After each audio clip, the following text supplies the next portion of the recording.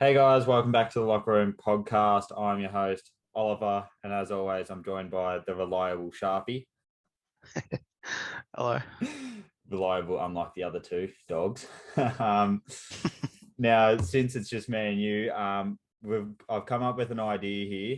Since I go for the Thunder, as you can see, and Sharpie goes for the Knicks, we might have a Thunder Knicks podcast on a Monday or Tuesday, where we just talk about those two teams. Again, it's Sharpie if he's available. I'll probably be available to do it most weeks. So that's something new that's coming. We'll get into it. We'll go to accountability first. And since Sam or Lockie isn't here, now I can tell you Sam's didn't get up because I know for a fact Colette didn't win. I'm not sure about Lockie's. And for me, I was 1 for 5. The only leg that got up was the Patriots winning, which is quite ironic. But how did you go on yours?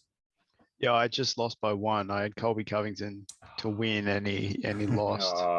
Should have won. Should have won. What Yeah, robbery? should have won. But Oh well, I mean, I think you've been you're the only one that's had a winner this so far this year, and yeah, and you're the only one that's actually getting close by the sounds of it. But I've given out a tip today actually about the Sixers winning at $2.50, and I think they're up by 5, so that's pretty good. We'll go to weekly multis. So for this week, I've got Cavs to beat the Pistons tomorrow, the Blazers to beat the Rockets, the Mavs to beat the Spurs, the Bills to win, the Colts to win, the Patriots to win against the Browns, which will be a good game, and the Rams to win after they signed Odell Beckham Jr., which is quite oh, they did ridiculous. sign him. I didn't say that. Yeah, they've I got saw him that. on offense now, and I saw the Panthers re-signed Cam Newton. yeah, that is good. That I do like that. I think Darnold must be injured or something, but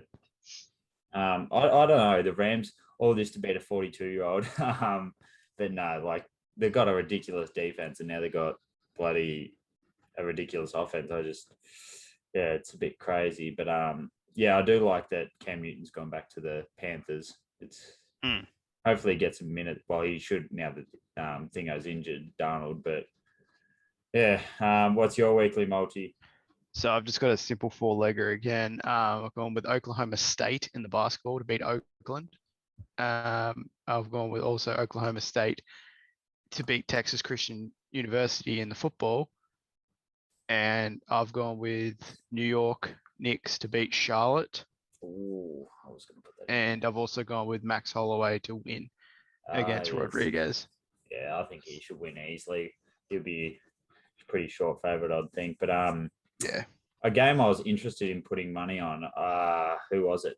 The Wolves versus the Lakers tomorrow. I was very tempted to put money on the Wolves because I'm pretty sure they're not large underdogs, but they're underdogs, and I do think the Wolves will beat them, but it depends how much they're paying, to be honest. They did well against the Warriors yesterday. Yeah, well, and did well. Mm. Not sure about the others. D'Angelo barely showed up, and unless he did anything in the fourth quarter, he had like 4 points till 3/4 time or something. Yeah, he had 18 points and 7 So assists. he must have showed up after I stopped watching, to be honest. But Cade had anyway, a double-double as well. So yeah, he needs to leave though. Build the team around Karl Anthony Towns. I mean, Ant, bring Karl Anthony Towns to OKC or something. I just don't see how OKC could get him unless we give him draft picks, but I don't think they would want draft picks. Anyway, we're going to change it up a bit this week. We'll go into that time of the week. Slugs. Horsey tips. All right, so this week, Slug has race 6, number 4 at Cranbourne, bless her. Race 9, number 12 at Doomben, more than number 1. And his each way of the day is race 8, number 16 at Newcastle, Creaderis. So he's I always seem to stuff up when I'm speaking about his horsey tips. But anyway, moving on to the NBA. Now we'll start. I'm only going to touch on it because we'll leave it to the Thunder Knicks. But OKC are currently on a 3-game win streak. Sharpie, I don't expect you to have seen any of those games. Maybe a bit of the Lakers game. But I'm very excited. But I am also worried because we're meant to be tanking. And you saw some of the players that OKC could possibly get. Did you want to touch on those players? Yeah, well, I see that Jalen Duran's obviously in the mock at the moment. That is his favourites for you now. So I think that's all right. Teammates with Amoni Bates, he loves playing with good players. So Bates him and dropped SGA 40, didn't he? Pardon? Amoni Bates dropped like 40 or something in his. Oh no, I think he had a was, quiet game. It was only like 17 points or something. Who was it for? I swear it was Amoni Bates. I'm gonna have to look this up now because someone dropped 41 in one of the earlier games. Anyway, I could be wrong. I might have to search that up later, unless you can find it quickly. But I did watch a bit of the Duke versus Kentucky game, and as I said before, there was just a lot of layups. But I think like you said, that I don't know. I don't want to mess up his name. Banchero. He does look pretty good. Now, would I prefer him over Chet Holmgren? I've never seen Chet play, but I've seen the body frame of Chet, and I'd prefer Banchero just because, we've already got... Now, I'm not saying Poku's better. I'm not saying that he's better, but I think we've got our fair share of long, skinny players. We don't need to add to that, but it'll be interesting to see what happens. We'll move on from OKC though. Your thoughts on the Yokitch shove? I reckon it was warranted. I think Morris deserved it. You don't, like what Shaq said, you don't do that without not expecting a retaliation. And yeah, I think it was fine. Yeah, I agree. I don't get how Morris can go on Twitter after it and say they're built different, especially when he was rolling around like he'd just been shot.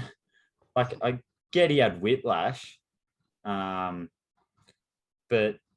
what he did was just as dangerous. He got him in the ribs, and you could argue that he hit his bad knee that he hurt against the Jazz. You could argue that Morris hit that as well. So I don't see. What about the Heat going in the back, going trying to get into their rooms after the game? Oh man, that's just for show. Seriously, there's been multiple clips of Jimmy Butler on Twitter of him pussying out of any altercation, everything. The most famous one being Paul Pierce. There's also one with Nene. So TJ Warren. Yeah, exactly. It's just all fake. So yeah, I agree. The Miami team, they're tough on defense, but they're kind of fake tough as well, if that makes sense. You don't mess with Yokitch. I think people have seen it a few times.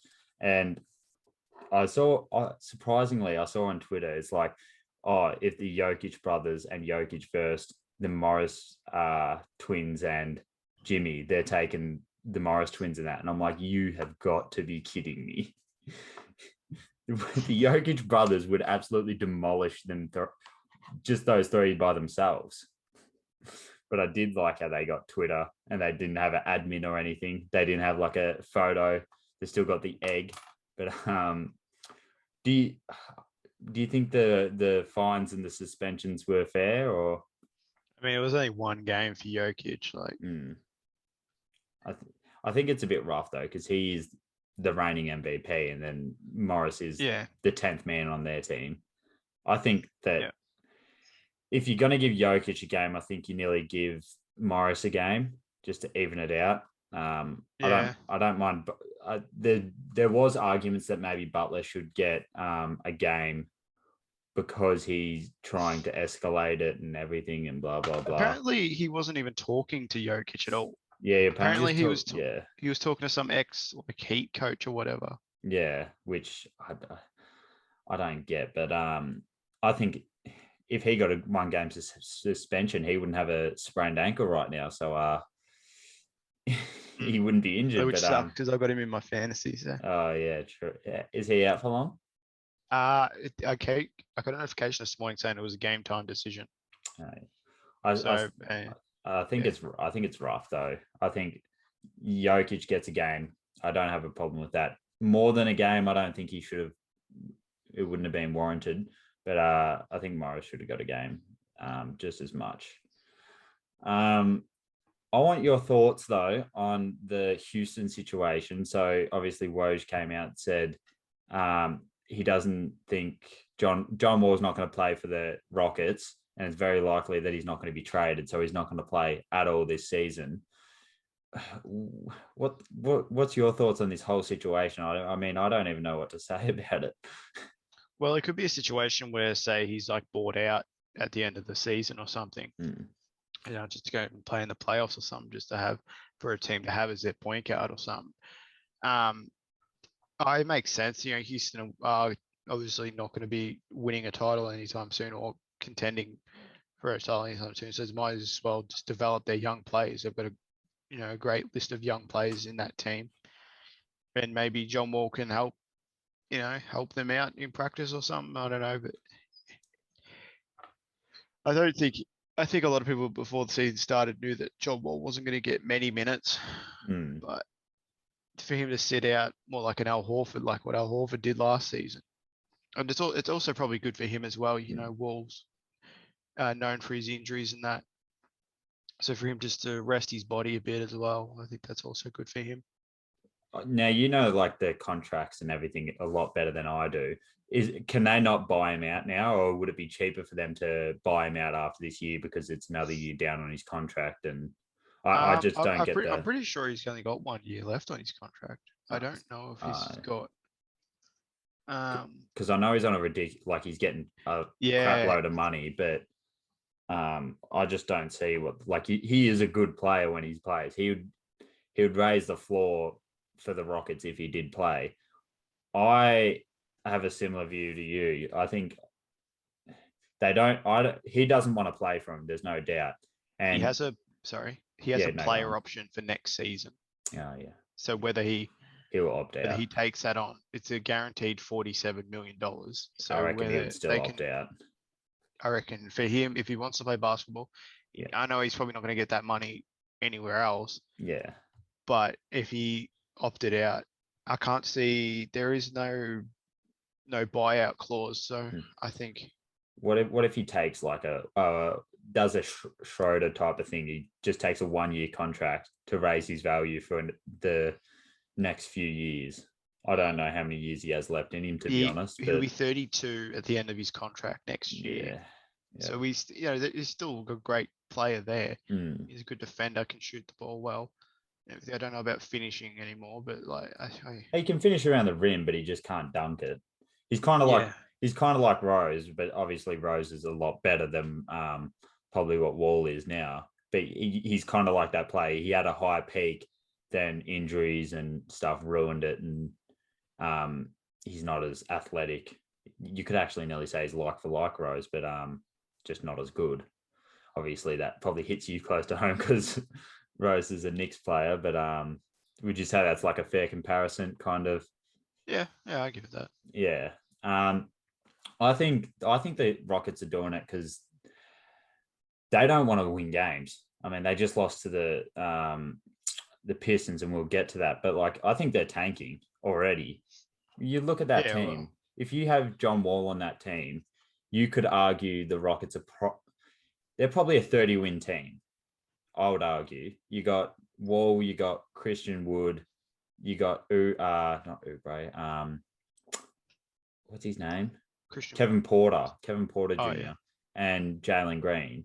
I mean, that's arguably a 30-win team, but I think they're honestly tanking now. And if they get another higher pick, then God, I don't know what the hell that team's going to be looking like. It's just interesting, but I mean, you got Wall that wants to leave. I don't think Christian Wood wants to be there much longer, although he is playing very well for him.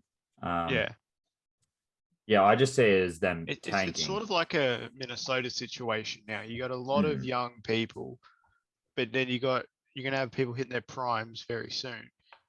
So it's best off just to give him as many minutes as you can. Bring in some people that could help the team out in some way. Whether it's like role players and that, even like there's heaps of free agents in that. Yeah. So. Yeah, I think it's not a good look for the NBA either, though, that there's a healthy player and they're just sitting him out. I get that they've reached an agreement that they don't want to play, but I just don't think it's a good look that the player can choose not to play, and he's still getting paid, but he's not doing anything for the team. Like whether that's been an internal meeting or something between the team saying that we're not going to play you this season and stuff, but I'm pretty sure they are open to trading him. I don't think he's going to get anything for him though. Nah, not with that contract. And I think, sorry, go on. No, that's all I had to say. Really. Yeah, and I think it's a bit different to the Al Horford situation at OKC because he did play the first half of the season and we were like 10th, I think, before All-Star break. Then I think SGA went down injured and I think they just closed it off, and they knew they had trade value in Horford because he was playing very well for us before the break. But if he got injured in that second half of the season, there goes his value, and we don't get Kemba Walker, who was an all-star for us. But I just think, I don't know, I'm not a fan of that whole situation, and that's might seem a bit hypocritical coming from a Thunder fan, but maybe that's just because I don't want them stealing our top pick. But then again, we're probably going to be in the play-in, aren't we? Now I want to get onto what I said before, the Pistons versus the Rockets. It's more of a Cade versus Green game. From what you saw of it, what do you think of it? I thought it was a great game. All right. I think, Jalen Green came into this game with a chip on his shoulder, and a point to prove. He thought that he was going to be the first pick in the draft this year. But for him to go up against Cade, he did well, 23 points and stuff. Didn't just shoot the ball that well, but neither did Cade. But Cade shot it better. I think both of them did fantastic. It's going to be good. It's a good rivalry in that. You got a point to prove. You're going to go out and play hard every night. Like that's what should be happening. None of this bullshit where you're going to sit yourself out and stuff. So I liked it. I did enjoy the game. Personally, I know people love it as well, but I didn't like it when Jalen Green did a kind of like a blow-by dunk on Cade and then started chirping in his face. Yeah, and he got teed up for that as well. Yeah, and Cade's just, that's what I've kind of liked. I like Cade now. Obviously, he's one of your favorites. But like, I just like how he's kind of like, he looks very professional and he's kind of a mellow person already. Whereas Jalen Green's the complete opposite. He's just fired up. He's in your face. And I get that people do like that, but I just wasn't a fan of it because, I mean, Cade was guarding him nearly most of the game. In the second half, he kind of clamped him up, you could say. He made him shoot a lot worse, at least. But Jalen Green wasn't taking the challenge on the other end of guarding Cade. Now, obviously, coaches can decide that and whatever, but I just find that a little bit interesting from a spectator's point of view. But I think Cade, who do you think won the battle? Obviously the Pistons won. And I've seen a lot of things on Twitter, like because Cade posted a photo of him getting helped up by his teammates, and Jalen Green posted a photo of him doing that dunk by Cade. And there's heaps of people saying, "Oh, Cade's the team player, and Jalen Green's just an individual player, like he's thinking about himself," which I found interesting. I think it's a bit too early to judge that, but who did you think won the battle between the two, one-on-one, if you had to say? I think Cade. And to touch on that photo, I think it's more, Cade's going to be the face of the franchise now. He's going to be the leader in that team. He's going to be the one running the floor and everything like he did at Oklahoma State. So, yeah, I get why people would be upset in that, but I mean, it was a good dunk in that. And yeah, if you're going to post a photo of yourself, I don't think it was firing shots or anything, It would have been worse if it was him when he was hanging off the rim looking at Cade. If he posted that photo, it would probably be a little bit worse. But I don't think I didn't see anything too wrong with that. But I mean, people can take what they want from photos. But what I found interesting though is Cade was he did hit a clutch 3, and then he was doing a lot in the clutch time, whereas Jalen Green didn't really do much. And I think the game was kind of summed up by the last play when they were down by like 8 or something with 5 seconds left. And Jalen Green's tried to shoot a 3 over Cade and he's airballed it. I think it was a funny ending, but I think I don't know. I'm not great. I'm not like a diehard fan of either of them, but I do like the look of Cade a lot more than Jalen Green. Yeah, and I think there was a lot of people worrying about him at the start. You know, how he wasn't shooting that way. He comes in from an injury and stuff, so he's obviously going to be taking it slow. Yeah, he missed a few shots, but he just needs to get in a better rhythm and stuff. And like he is now, like he's playing, he looks more comfortable on the court and stuff. So. And he's been improving every game. Like he started off slow, but he had 18 and 10, I think, against the Nets or something. I think it was 18 and 10, and then he had his first 20-point game against the Rockets. I mean, he's just been improving every game, and I think I've only watched really 1.5 Pistons games. Can you blame me? But when he's on the court, the ball does look like it moves a lot better and a lot quicker than when you're running Corey Joseph or whoever freaking else is on the court. But I know that the Pistons are kind of got nobodies, but Sadiq Bey obviously looks a lot better than in his second year.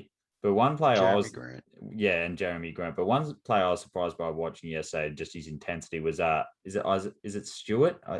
Isaiah Stewart, yeah. Is it Isaiah Stewart? He looks really good. Yeah, he was like one of my top 5 centers coming into last year's draft out of Washington. He looked really nice. He's got good energy about him. What pick did he go? I think he might have gone late first, I'm pretty sure. That's a good pickup. I don't know if he starts for him, but if he does, like, he should be soon. But yeah, he does. Yeah, he does start. Yeah, I don't think he'd be bothered starting Kelly, I think. Yeah, he definitely impressed me though, and I mean, he went pick 16. Oh, there you go. That's close to Pokuševski range, and Pokuševski's still on the bench missing layups and not helping Giddy get double-digit assists. So he was all rookie second team last year as well. True.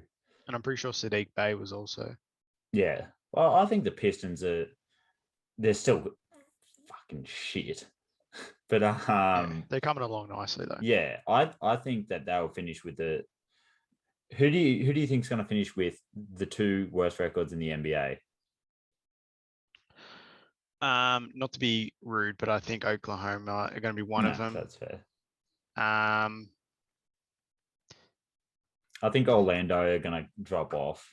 I think, and maybe either Houston or Detroit, one of those. See, I think Orlando will finish below Detroit. I just don't. I haven't watched any games, but Cole I don't Anthony know how so Cole far. Anthony. Yeah, does he hold it up? Yeah, he didn't play that well yesterday or the day before. And obviously, I like Franz Wagner as well. He's also playing nice. So it's just whether they can continue. Like obviously they beat the Jazz, was it? I think they beat the Jazz.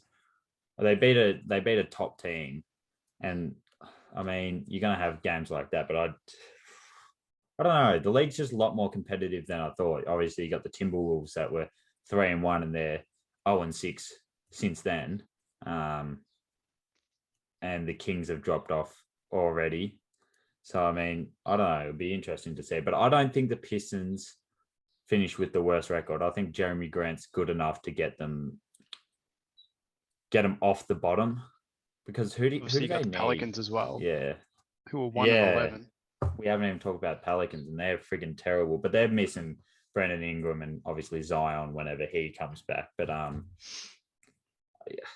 don't know. It's going to be tough. It's going to be a solid team though when he comes back when both of those come back. You've got Devontae Graham, Valanciunas, Zion, Brandon Ingram. That's a very solid team. I'm a big fan of Devontae Graham too. Yeah, I liked him when he was at Charlotte. I think they need there's been calls for, there's like everyone's asking for them to be moved to Seattle. To be honest, if there was a team in the NBA that had to be moved to Seattle, other than the Kings, just because I hate the Kings, just because I hate everything about them, I would probably like the Pelicans, because what have the Pelicans got going for them? They were people only really cared about them when Chris Paul was there, and they were the Hornets back then. But yeah, and the only reason they cared for them now is when they had the first pick. Yeah. You've lost a potential big three there with Lonzo going. Yeah. And Zion and Brandon Ingram. That was good for them. Valanciunas as well. That could have been something special. I guess we won't know now. But like, when were they ever successful? Obviously, you had the Kings in those 2003 Western Conference Finals against the Lakers. In those, like, they've got players that everyone kind of knows. Like, they had Chris Webber, Bibby, Divac, Mitch Richmond. But who's the Pelicans had? Who's New Orleans had other than really Chris Paul? Like, it's Anthony Davis. Anthony Davis. He doesn't count. But like, other than say those two, and like they made it to the first round and second round with AD, but like, other than they had an exciting three of Boogie, Rondo, and AD. I really liked watching that team. Then Rondo especially, he was getting like triple doubles and stuff all the time. But I think that if you had to move a team, I could understand why the Kings keep their spot. I think, though, I'd love to see Seattle have another team. That'd be cool. Yeah. But yeah, there's just no fan. Like, I watched the game yesterday. There was no one there. Like, obviously it's OKC versus, no one really wants to watch that. I can understand that. But like, that's a game they should be winning. If you want to see the team win. Yeah. Even somewhere like Vegas as well. I know Seattle just got a hockey team, the Seattle Kraken. And I know a lot of people there were excited about that, but they've got a good fan base and that. So maybe a basketball team, in that, there would be still Sonics fans and everything. Oh, imagine that though. Like, imagine the first game there. They wouldn't care if they're the worst team in the league. They'd just be happy that they're back. Yeah, Jesus, that would be unreal. And to be honest, I'd cop a jersey if they had a similar jersey. Sonics always brought out the good jerseys and stuff. Anyway, we'll move on from that. We somehow drifted from Cade and Jalen Green to the Pelicans and moving. But Westbrook is currently the most clutch player in the league, with hitting the most clutch shots since 2008 with 53. He has LeBron behind him at 51. He has, I think it was it Harden maybe at 52, and KD at 51. Now, what are your thoughts on this? Because obviously, you watched the Heat Lakers game? Yeah, I did yesterday. Yeah. I don't know if Vogel draws up any plays or anything, or if he just tells them to go take a contested three to win the game every single time, because it feels like that's the only play they ever run. I'm just worried that they keep having to go to overtime to win their games. Yeah. But like, how is Westbrook like? I find it baffling that Westbrook and KD are both in the top four when they played on the same team for 7 years of those, what's it been, 13 years. So half of that time they played on the same team, yet they're top two in most clutch shots. Now, there's a lot. Do you think Westbrook deserves the slander that he's probably going to get because they're going to be like, oh, look at the shot, how many shots he's taken? Or do you think people just need to accept that he's kind of clutch? He's kind of clutch. Yeah. I think the shot that comes to mind though for me is the record one against the Jazz. No, it's the one where he broke the record for most triple doubles in a season against Denver, and he hit the nearly half court three to win the game in Denver as well. So that was one that always sticks with me. But I don't know. I feel like his decision making is just so poor that it surprises me that he's hit those clutch shots. Obviously, I am an OKC fan, and I did like Westbrook, but I don't know. Do you have anything to add about him? No, not really. I've never really watched Westbrook unless I had to, unless they're versing the Knicks or if it's a game that I wanted to watch. But yeah, so Let's I'm be not one to touch on Westbrook. and let's be honest, we all watch the Lakers now just Just hoping for they lose. Yeah, because it's funny. A quick fire question. Oh, not a quick fire. We might go in depth at it actually. The more impressive game. So obviously you expect one, you probably don't expect the other. Curry's 50 against the Hawks or Ant's 48 against the Warriors. I think Curry's. I think especially with the shots that Curry was hitting, I know he just doesn't have to put those shots up, but for him to hit those contested threes, moving threes, everything really, so against a good defensive Atlanta team, DeAndre Hunter and all that stuff. So yeah, I think Curry, like I'm not taking anything away from Edwards' 48 points. That's really good. I think that's a new career high for him, and especially him being in his second year to be doing stuff like that. I think he's got a real big future ahead of him in the NBA, which is awesome. As much as I just liked him last year for what he said about RJ Barrett, but that's fine. Yeah, I think Curry's just Curry. Yeah, I agree. I think I watched the start of that game that Curry got the 50. I think he had like maybe 14 points in the I think it was halfway through the second quarter or nearly even half time. And I'm like, I think it was pretty close. And then he just blew him away in the second half. And I mean, he just hit shots that no one should be able to hit. Like, I would honestly love to try and guard him one-on-one. I obviously know that I'm probably going to get absolutely shat on. I mean, Chet Holmgren did it and he did well. So yeah, but I just want to see what it's like. But yeah, Ant's 48. I mean, he was carrying them against the Warriors. And the Warriors they're number 2 defensively. So, I mean, or top 3 defense. So, I mean, to drop 48 as you call them sophomores still, don't you? yeah. Dropping 48 as a sophomore, I mean, that's pretty ridiculous. And obviously, Wiggins had those 2 posters over Towns. Now, which one? We'll move on to that as well. Which one was your favorite out of them 2? I like the putback. I do too. That was, I don't know. The first one I did like off the dribble because it gave Towns a chance to actually block it, and he just couldn't do it. The second time, it looked like Edwards' poster on Watanabe last year. Oh yeah, big Watanabe. But yeah, it's very similar. But like, I feel like it's only better because Towns knew it was coming and he tried to stop it. Whereas the second one was a coward dunk, a big Jordan Brereton dunk from behind, just just dunking on him. But yeah, that was actually an interesting game to watch because D'Angelo didn't really do much to the end, and Karl-Anthony Towns was getting cooked by Looney, big Looney. But yeah, final thing we'll touch on. I actually want to get something up here. So get this right. Paul George on the updated MVP tracker is not in the top 10. Before I read out the names on the list, do you think he should be in the top 10? Yeah, he should be in the top 10, yeah. He's averaging 26.7 points, 8.2 rebounds, and 5.4 assists. So I'll go through the names that are above him. So I'll go from 1st to 10th. So Curry, understandable, Yokitch, Durant, Butler, Gobert, Harrell at 6, Montrezl Harrell at 6. I know that the Wizards are going good. Off the bench. Yeah, that's ridiculous. He's off the bench and he's 6th. He's starting some games, but I get he's having a good season, but how is he top 6?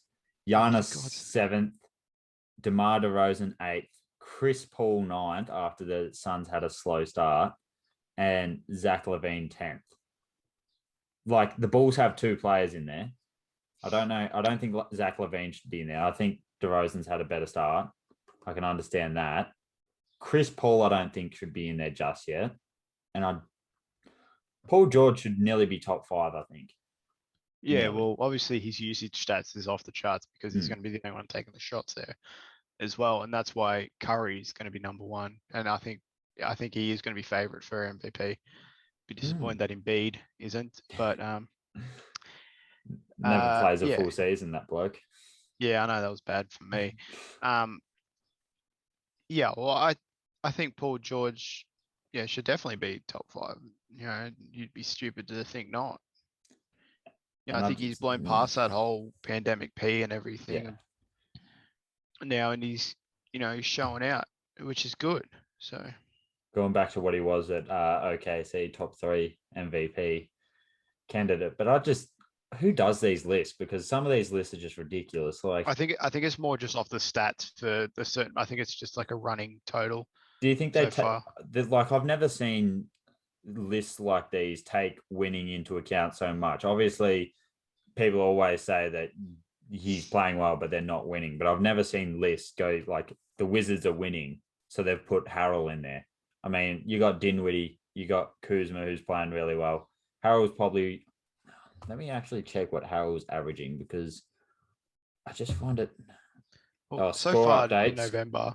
Sorry, go on. In November so far, Paul George is averaging 25 points, 8 rebounds, 7 assists, and 1.5 steals a game. So, and he's shooting well from the free throw line and the 3-point line. So, score update too. My tip of tipping the Raptors over the Sixers got up. The Raptors won by 6 points. Yeah, so, Maxey missed the 3. Did he? Yeah. Gary Trent Jr. got the rebound, so that's good for my fantasy, and he ended up with 20 points. Oh, that's tough. Anyway, so Harrell is averaging 18 points, 9.3 rebounds, and 1.9 assists. Is that really MVP? Like, I know that he's helping them win, but George is averaging more points. He's averaging 1 less rebound. He's nearly averaging 10 more points, 1 less rebound, and 3 more assists. I don't get who does these lists. That's just my opinions on that. That's all I have for NBA. Did you want to touch on anything college since it's the first week of college? Or well, Oklahoma State won. I don't think it matters anymore, really. Then they can't go to the playoffs or whatever. So yeah, well, I mean, it's still helping players develop and that, which is good. For us, to comfortably win on when was it Thursday? Or Wednesday. Sorry. Wednesday. Yep. Yeah, Wednesday. Even though it was against Arlington, but we got some nice prospects in there. That Musa Cisse looked really good. Big man. So yeah, I don't know. It's just a Big 12 really, so it's not that special. But it was good to watch. I'm glad it's back. I really do like watching college basketball more. Sometimes a bit more than NBA. But I don't think we discussed Chet Holmgren, but I don't think we did before. Obviously, we mentioned him, but his stats in his first game. Do you remember? I think he had 14 points, 12 rebounds or something. And and 7 blocks and 6 assists. That's pretty fucking ridiculous. Yeah, but they're versus like a small team in Dixon State. True. But no, but to be honest, to come across and versus anyone and have those stats, it's impressive. Now, finally, he looked really good on the ball as well, and he looked comfortable out there, and I'm liking that. Hopefully, Gonzaga can. I obviously expect Gonzaga to go well this year. Tugs, before we finish up, I just want to get your thoughts on the Memphis court, the college court. Yeah, it looks nice. It's interesting. I was about to say, are you a fan of State vibe? So. Are you a fan of having the colors on the inside of the lines, like they do, like having the full blue court and everything? I wouldn't mind if it's all legal and everything, they might as well do it.